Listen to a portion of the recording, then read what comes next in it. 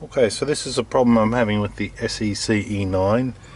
It tried to decode and the key was up a little bit too high, and now the cradle has gone all the way to the back. Up here it's saying Y sensor error.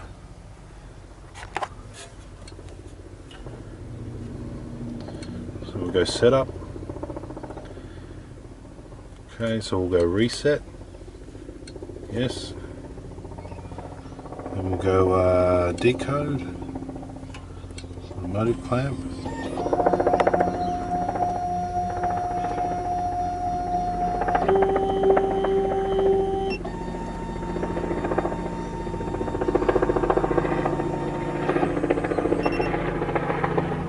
Okay, so that did that. Now if we go over here, calibrate clamp, use the cutter distance. Okay, so we should be able to move the cradle. Okay, so we can move it that way. Okay, we pushed it moved out a bit more.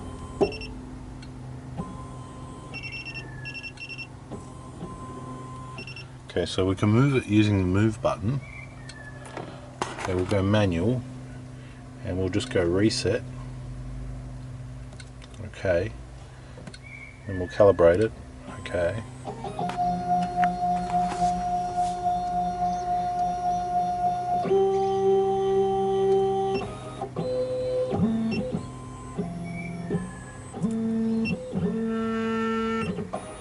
Okay, so it looks like it's back in operation. So when the clamp goes all the way to the back and hits that back wall, looks like you have to come up here and push move.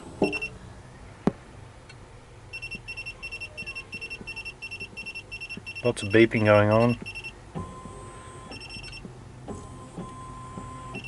Okay. Now we can recalibrate it. So if that happens to you and your clamp goes all the way to the back, push the move button, get it to come out from the wall, and then you can manually recalibrate it again.